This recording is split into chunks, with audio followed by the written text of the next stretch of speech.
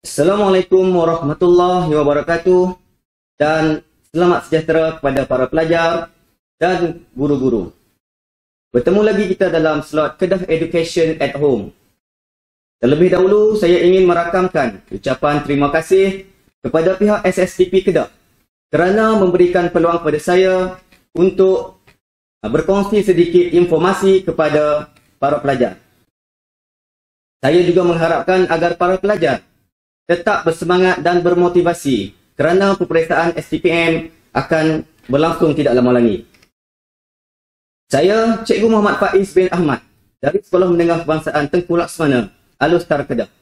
Pada hari ini, saya akan berkongsi sedikit tips, panduan ataupun boleh dikatakan sebagai teknik menjawab soalan esei bahagian C, pengajian am semester 1. Walaupun pada hari ini fokus kita berkaitan dengan semester 1, namun tips dan panduan ini boleh diaplikasikan sehingga semester 3, insya-Allah. Saya harap selepas sesi ini, pelajar dapat menguasai beberapa kemahiran. Yang pertama, pelajar dapat mengenal pasti bentuk soalan, isu soalan, fokus soalan dan kombinasi jawapan.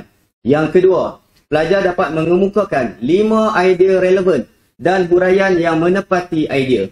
Yang ketiga, pelajar dapat menulis ayat idea yang lengkap dan baik.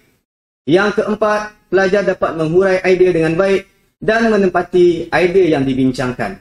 Dan yang terakhir, pelajar dapat menulis esei lengkap antara 300 hingga 350 patah perkataan.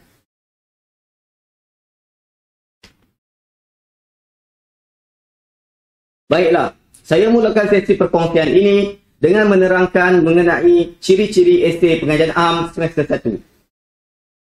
Esei pengajian am semester 1 hanyalah dalam 350 patah perkataan. Arahan ini ditulis dengan jelas dalam kertas soalan, iaitu pelajar perlu menulis esei antara 300 hingga 350 patah perkataan. Yang kedua, pelajar hanya perlu mengemukakan 5 idea sahaja. Pelajar perlu ingat bahawa hanya 5 idea sahaja yang akan disemak dan arahan ini juga ditulis dengan jelas dalam kertas soalan. Yang ketiga, pelajar hanya perlu menjawab 2 daripada 3 soalan. Satu soalan perlu dijawab dalam jangka masa 30 minit. 30 minit sahaja. Dan setiap satu soalan mewakili 25 markah. Soalan-soalan yang diajukan dalam kertas pengajian am akan mengikut tema yang telah digariskan dalam sukatan pelajaran. Berikut kita akan tengok tema-tema esei yang boleh disoal dalam peperiksaan STPM pengajian am. Terdapat 7 tema semuanya. Yang pertama, tema pertahanan. Yang kedua, tema sosial dan budaya. Yang ketiga, tema ekonomi. Keempat, politik. Kelima, sains dan teknologi. Keenam, integrasi dan perpaduan. Dan yang terakhir, tema takbir urus baik. Baiklah, untuk membantu pelajar memahami soalan, terdapat beberapa langkah yang perlu dikuasai oleh para pelajar. Terdapat beberapa elemen yang perlu dipahami dan dikuasai oleh para pelajar supaya membantu mereka memahami soalan. Yang pertama, pelajar perlu faham bentuk soalan. Yang kedua, isu soalan. Yang ketiga, fokus soalan ataupun kehendak soalan. Dan yang keempat, kombinasi jawapan. Terdapat 2 bentuk soalan dalam soalan STPM pengajian am. Yang pertama, bentuk soalan secara tertutup ataupun terikat. Apa yang dikatakan dengan bentuk soalan secara tertutup? Baiklah, bentuk soalan secara tertutup menunjukkan bahawa kata tugas berada di hadapan fokus ataupun kehendak soalan. Pelajar boleh melihat contoh soalan yang sedang dipaparkan. Penetapan gaji minimum dalam sesuatu bidang pekerjaan perlu dilakukan untuk memastikan golongan pekerja di negara ini memperoleh pendapatan yang berpadanan dengan pekerjaan yang mereka lakukan. Bincangkan kebaikan pelaksanaan penetapan gaji minimum tersebut. Kalau pelajar dapat perhatikan dan fahami bahawa kata tugas soalan bincangkan berada sebelum kehendak soalan, iaitu kebaikan pelaksanaan penetapan gaji minimum. Saya telah tulis menggunakan warna biru. Itu untuk fokus ataupun kehendak soalan. Kata tugas saya gunakan warna ungu iaitu bincangkan. Jadi fokus soalan adalah kebaikan, isu soalan penetapan gaji minimum, kata tugas soalan adalah bincangkan. Berada di akhir fokus soalan ataupun di akhir ayat pernyataan, maka soalan itu akan menjadi soalan berbentuk terbuka. Soalan berbentuk terbuka ini memerlukan pelajar membaca dengan lebih teliti kerana berkemungkinan soalan tersebut mempunyai satu ayat pernyataan ataupun dua ayat pernyataan yang perlu dibaca dengan teliti. Pelajar boleh tengok, boleh membaca contoh soalan satu ayat pernyataan yang sedang dipaparkan. Kecemerlangan takbir urus dalam perkhidmatan awam menuntut ciri-ciri kepimpinan yang berkualiti. Huraikan. Kata tugas soalan huraikan berada pada akhir soalan. Isu soalan adalah kecemerlangan takbir urus dalam perkhidmatan awam. Fokus ataupun kehendak soalan adalah ciri-ciri perkhidmatan yang berkualiti. Kata tugas soalan huraikan. Isu soalan kecemerlangan takbir urus dalam perkhidmatan awam dan fokus kehendak soalan adalah ciri-ciri kepimpinan yang berkualiti. Kombinasi jawapannya adalah 5+0. Pelajar boleh tengok pula, boleh membaca contoh soalan berbentuk terbuka dengan dua ayat pernyataan. Pelajar perlu faham bahawa kebanyakan soalan yang mempunyai dua ayat pernyataan sering menguji pelajar. Kadang-kadang soalan menguji pelajar dengan fokus soalan secara tersurat dan kadang-kadang menguji pelajar dengan fokus soalan secara tersirat. Jika pelajar dapat lihat contoh soalan yang dipaparkan, soalan ini menguji pelajar dengan fokus soalan secara tersirat. Kita baca bersama contoh soalan ini. Penghijrahan modal insan Malaysia yang mempunyai kemahiran dan pengetahuan yang tinggi ataupun dikatakan sebagai brain drain ke negara lain terus berlaku.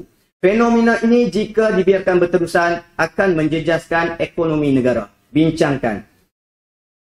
Kata tugas soalan bincangkan berada pada akhir soalan selepas dua ayat pernyataan. Fokus soalan di sini ditanya secara tersurat iaitu kenapa penghijrahan modal insan Malaysia ke negara lain terus berlaku. Di situ ada persoalan yang ditanya secara tersirat. Fokus soalan yang kedua ataupun kehendak soalan yang kedua, jika fenomena ini dibiarkan, fenomena apa? Fenomena penghijrahan modal insan Malaysia jika dibiarkan berterusan akan menjejaskan ekonomi. Jika pelajar faham, persoalan di sini ataupun fokus di sini adalah kesan negatif penghijrahan modal insan ini terhadap ekonomi negara sahaja.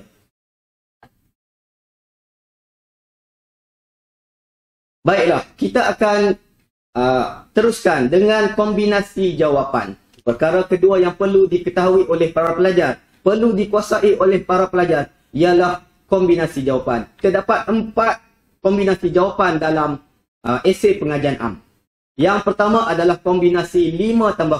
Apa yang kita katakan dengan kombinasi 5+0? Kombinasi soalan 5+0 ini hanya ada satu fokus soalan ataupun satu kehendak soalan sahaja.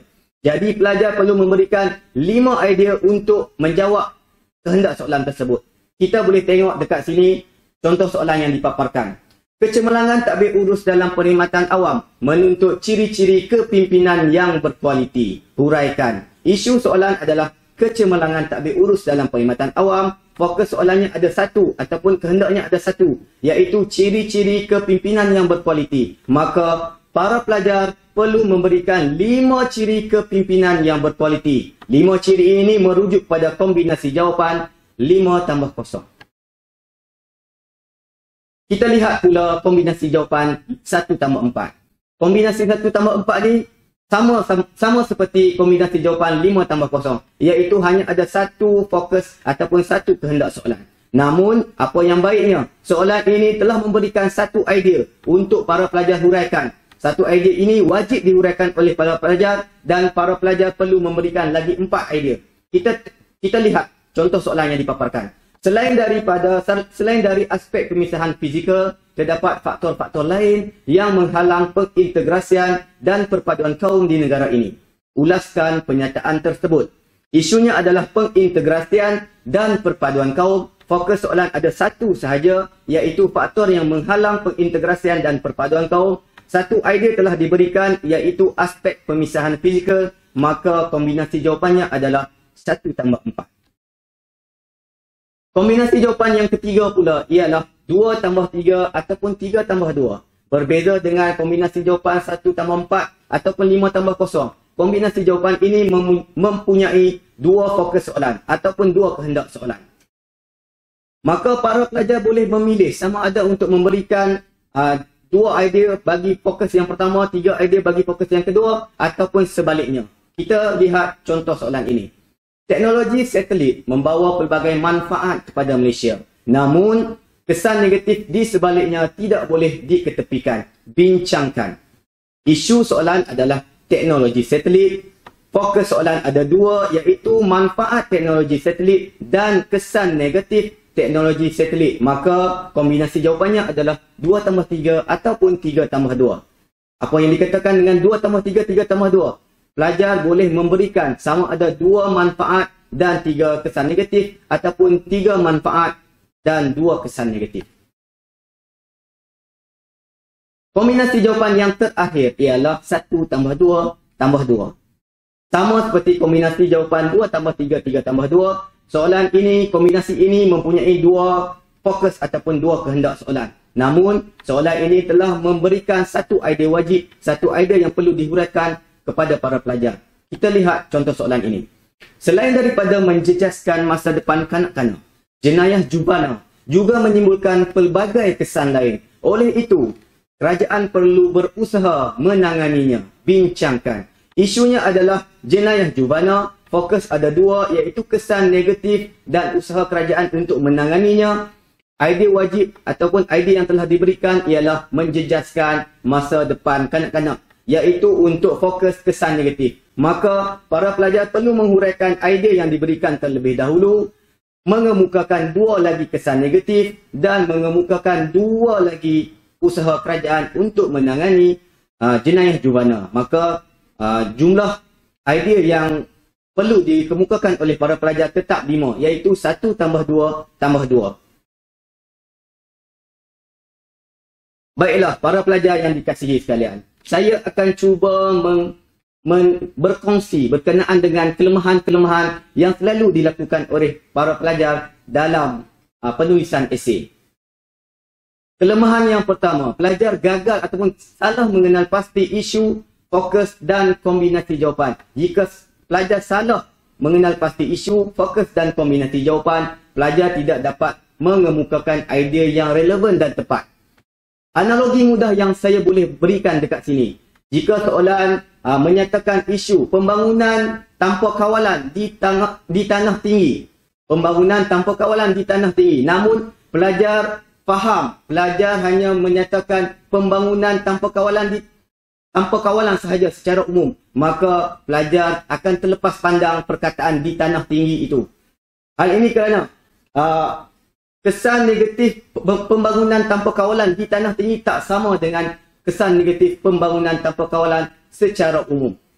Kelemahan yang kedua ialah pelajar baca soalan tak habis. Senang cakap, dia baca sekerat sahaja. Okey. Yang kedua, pelajar dia tidak faham istilah tertentu dalam soalan. Ini pun bermasalah, terutamanya jika pelajar tidak melakukan pembacaan yang lebih banyak berbanding pelajar lain. Contoh perkataan yang pernah naik dalam soalan STPM adalah demonstrasi, biodiversity, teknologi satelit. Jika pelajar tidak faham maksud perkataan-perkataan ini, maka pelajar tidak dapat mengemukakan idea yang relevan dan tidak dapat menghurai dengan baik.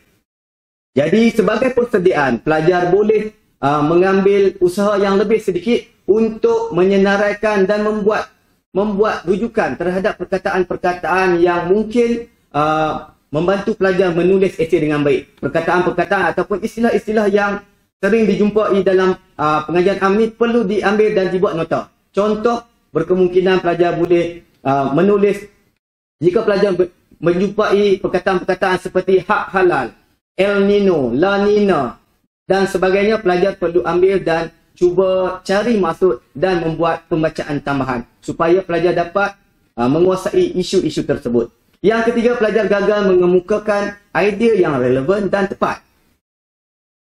Jika pelajar dapat menguasai teknik untuk mengenal pasti isu, fokus dan kombinasi, masalah yang seterusnya ini memang sangat-sangat kerap dilakukan oleh para pelajar, iaitu pelajar tidak dapat mengemukakan idea relevan dan tepat. Hal ini berlaku kerana mereka kurang pembacaan, pelajar tidak suka membaca sangat, jadi pelajar tidak tahu tentang sesuatu isu itu dengan mendalam.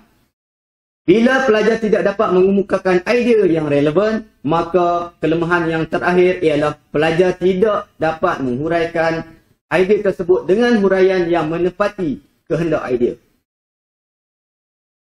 Setelah saya kongsikan kelemahan-kelemahan pelajar, jadi saya ada beberapa cadangan untuk mengatasi kelemahan tersebut. Yang pertama, pelajar perlu membaca soalan beberapa kali ketika dalam peperiksaan.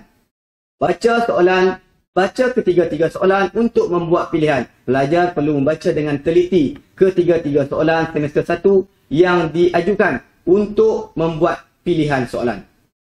Kemudian, pelajar perlu membaca pernyataan demi pernyataan kerana setiap pernyataan mempunyai maksud tertentu, bukan saja-saja ditulis di situ. Pelajar juga boleh highlight ataupun boleh gariskan perkataan yang membantu pelajar memahami fokus soalan ataupun isu soalan. Ingat, pelajar perlu ingat bahawa satu soalan hanya ada satu isu sahaja. Pelajar juga perlu berhati-hati dengan fokus ataupun kehendak soalan yang ditanya secara tersurat dan tersirat. Perkara yang paling penting ialah jangan cuai. Jadi, saya selalu pesan kepada pelajar saya sendiri. Ini boleh dikatakan sebagai tips. Pelajar boleh merangka dulu bagi ketiga-tiga soalan sebelum memilih dua soalan yang mempunyai idea yang lebih banyak ataupun idea yang mungkin pelajar rasa lebih relevan. Jadi, rangkalah ketiga-tiga soalan dan pilih dua soalan untuk jawab. Okey, saya rumuskan dekat sini langkah untuk memahami soalan secara sepintas selalu. Pertama, pelajar perlu mengenal pasti kata tugas soalan. Kata tugas soalan yang popular adalah bincangkan, huraikan, jelaskan, ulaskan dan terangkan. Kedua, pelajar perlu mengenal pasti bentuk soalan. Ada dua sahaja bentuk soalan, iaitu terbuka dan tertutup seperti yang kita telah bincangkan tadi. Ketiga, pelajar perlu memahami isu soalan. Satu soalan hanya ada satu isu, pelajar kena ingat tu. Dan yang keempat, pelajar perlu faham fokus isu ataupun kehendak soalan tersebut. Okey, dalam satu soalan hanya ada satu atau dua fokus sahaja. Tidak ada lebih daripada dua fokus. Setelah habis semua ini, pelajar akan dapat mengenal pasti kombinasi jawapan sama ada 5+0, 1+4, 3+2 atau 2+3 ataupun 1+2+2. Baiklah para pelajar yang dikasihi sekalian. Kita akan teruskan lagi sesi kita pada hari ini dengan kemahiran menulis esei. Saya akan kongsikan teknik untuk menulis pendahuluan yang baik, teknik menulis ayat idea, teknik untuk menghuraikan idea dan teknik untuk menulis penutup. Untuk menulis pendahuluan yang baik, pelajar perlu menulis maksimum 3 ayat sahaja. Tak perlu terlalu panjang kerana pendahuluan yang baik ini tidak perlu terlalu panjang lah. Okey. Dalam ayat yang pertama, pelajar perlu menyatakan isu soalan yang dibincangkan. Penting untuk pelajar menulis isu soalan. Yang kedua, pelajar boleh menyatakan definisi ataupun memberikan contoh-contoh yang berkaitan bagi isu yang dibincangkan. Dan yang ketiga, pelajar perlu menulis kesemua fokus ataupun kehendak soalan yang disoal. Kita teruskan lagi dengan panduan mengemukakan idea. Idea para pelajar perlulah memenuhi kehendak soalan. Yang kedua, idea itu perlulah mengikut jawapan yang dikehendaki. Ketiga, pelajar perlu membandingkan idea-idea tersebut supaya tidak bertindih ataupun idea itu bukanlah idea yang sama.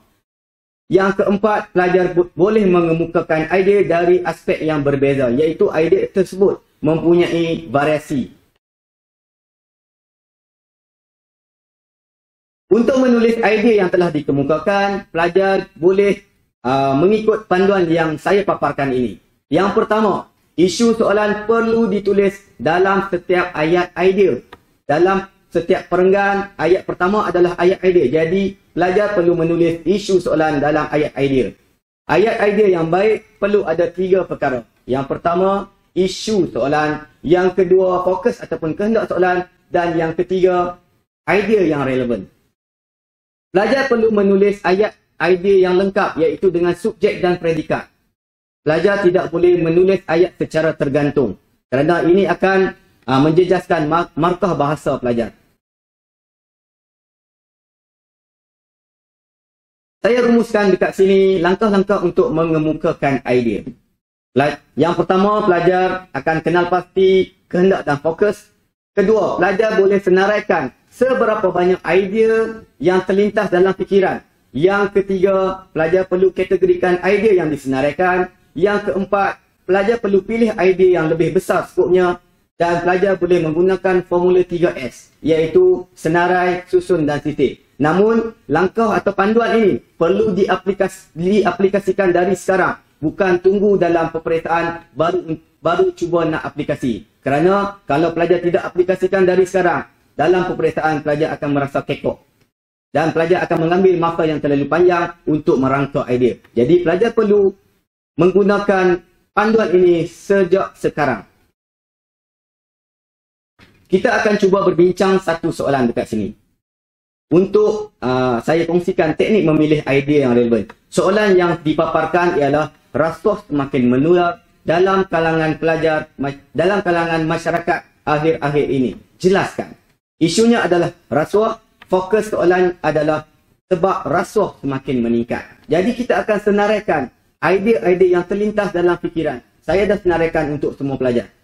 Jadi dekat sini ada tidak takut hukuman, gila harta, kadar denda rendah, ingin dihormati, sikap manusia, hukuman ringan, masyarakat tidak bekerjasama, mementingkan diri, tempoh penjara singkat dan mengejar kekayaan. Saya teruskan lagi dengan idea yang telah saya senaraikan. Anggota kurang, tak takut dosa, kerenah birokrasi, penguatkuasaan kurang berkesan, masyarakat takut lapor, tidak mengamalkan ajaran agama, ada individu yang berpangkat tinggi, ada peluang untuk melakukan rasuah, undang-undang lemah, prosedur yang kompleks, tidak tahu beza antara perkara yang halal dan haram. Jadi, bila kita dah senaraikan apa yang terlintas dalam fikiran, kita akan kategorikan idea-idea tersebut mengikut kategori yang sama. Berkemungkinan idea kita tu hanyalah sekadar huraian, bukannya idea. Jika ada idea terkandung dalam senarai idea tu, kita boleh pilih untuk jadikan idea utama. Namun jika tiada, pelajar perlu memikirkan idea yang lebih besar skopnya supaya dijadikan idea utama. Mengejar kekayaan, sikap negatif manusia, gila harta, ada individu yang ingin dihormati, ada individu yang mengambil jalan pintas untuk kaya. Semua ini hanyalah huraian untuk idea. Ada individu yang bersikap materialistik. Apa huraian untuk sikap materialistik? Huraiannya telah saya nyatakan di sini. Kita tengok pula idea yang kedua.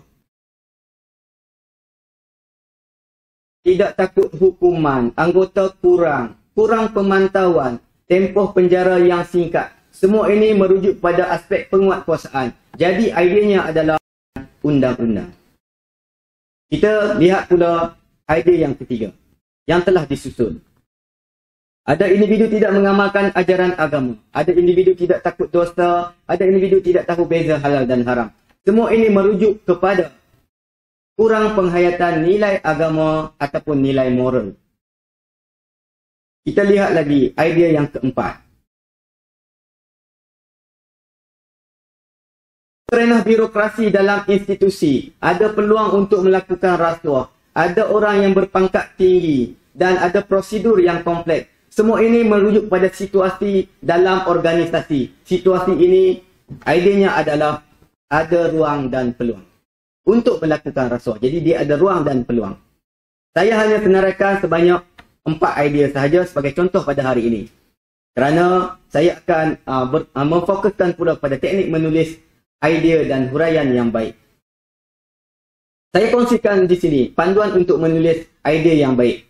Idea perlu ditulis dalam ayat pertama setiap perenggan.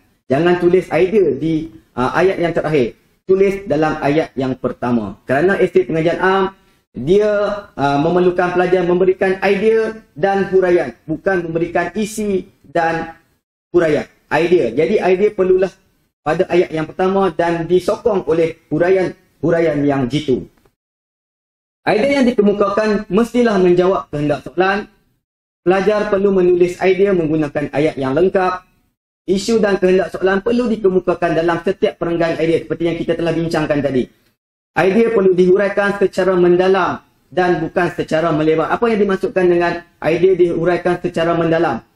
Jika soalan memerlukan pelajar menjelaskan sebab rasuah semakin menular. Ideanya adalah sebab rasuah menular. Maka huraian juga mestilah sebab bagi idea tersebut. Untuk menyokong idea tersebut. Pelajar jangan menghurai secara melebar. Apa yang dikatakan dengan menghurai secara melebar? Jika idenya adalah sebab rasuah menular, pelajar memberikan contoh. Pelajar memberikan kesan daripada sebab tersebut. Pelajar juga memberikan langkah untuk mengatasi sebab tersebut. Itu dipanggil huraian secara melebar. Dan perkara ini menunjukkan huraian tersebut tidaklah begitu mantap dan tidak jitu. Pelajar perlu menghurai secara mendalam.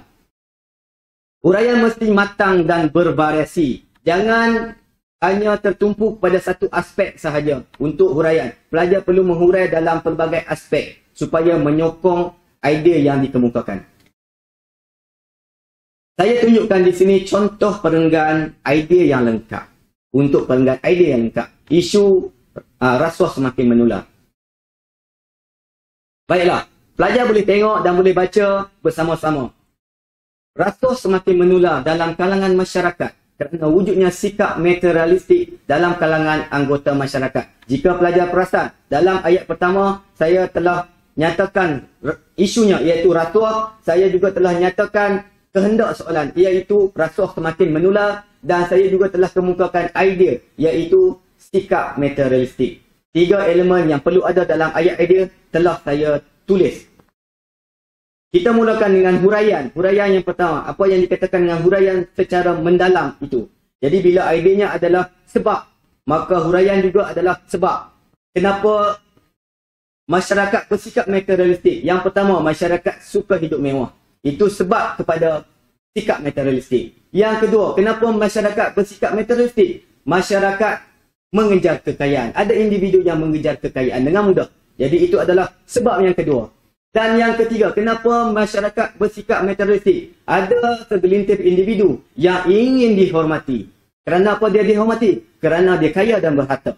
Jadi mereka bersikap materialistik. Huraian-huraian sebegini adalah huraian secara mendalam, huraian yang jitu dan huraian yang mantap.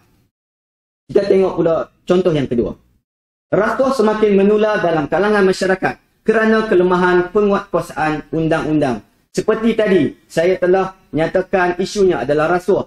Kehendaknya adalah sebab rasuah semakin menular. Dan ideanya yang dikemukakan adalah kelemahan penguatkuasaan undang-undang. 3 perkara ini telah saya nyatakan dalam ayat yang pertama.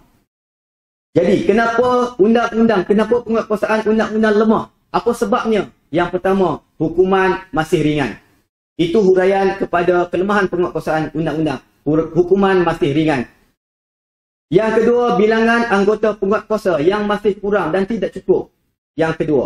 Yang ketiga, pegawai, terdapat sebilangan pegawai yang tidak takut akan hukuman. Kerana apa? Kerana mereka mempunyai jawatan, mempunyai kuasa, mempunyai autoriti. Jadi kemungkinan besar mereka akan melakukan rasuah kerana mereka tidak takut. Jadi 3 perkara ini menyokong, 3 sebab ini menyokong idea kelemahan penguatkuasaan undang-undang. Apa yang saya boleh bagi contoh dekat sini? Idea yang tidak bervariasi, huraian yang tidak bervariasi. Jika pelajar memberikan idea kelemahan penguatkuasaan undang-undang, dalam huraian pelajar hanya menghurai tentang hukuman. Contoh, penjara masih tempoh penjara masih singkat. Yang kedua, pelajar terangkan kadar denda yang masih rendah. Dan yang ketiga, pelajar berikan tiada hukuman sebab ketiga-tiga ini merujuk pada aspek yang sama, iaitu aspek hukuman. Jadi, jika pelajar buat sedemikian, pelajar tidak akan dapat markah yang penuh, iaitu 2 markah untuk huraian. Kerana apa? Kerana pelajar mengemukakan huraian dalam satu aspek sahaja. Tiada variasi di situ. Kita lihat pula contoh perenggan yang ketiga.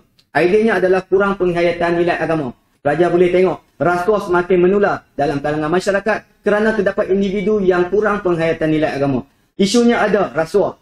Kehendaknya ada, semakin menular. Idenya juga ada, iaitu kurang penghayatan nilai agama. Ketiga-tiganya saya tulis dalam ayat idea. Huraian untuk menyokong idea kurang penghayatan agama. Kenapa masyarakat kurang penghayatan agama? Kerana yang pertama, ada segelintir masyarakat tidak menghayati ataupun tidak mengamalkan ajaran agama yang sebenar. Itu yang pertama. Huraian yang pertama untuk menyokong. Yang kedua, ada dalam kalangan masyarakat tidak tahu membezakan antara perkara yang haram dan perkara yang halal. Itu yang kedua. Dan yang ketiga, individu yang kurang penghayatan agama ni, dia tidak kisah akan konsep dosa dan pahala. Itu tiga huraian yang menyokong idea. Jadi huraian ini secara mendalam dan huraian ini adalah huraian yang jitu dan mantap. Tiga perkara yang ada variasi. Baiklah, sesi saya yang pertama telah pun tamat dengan slide ini. Jadi kita akan tamatkan dan kita akan sambung dengan sesi yang seterusnya. Jadi saya tamatkan sesi pada hari ini dengan lafaz wabillahi taufiq wal hidayah. Wassalamualaikum warahmatullahi wabarakatuh.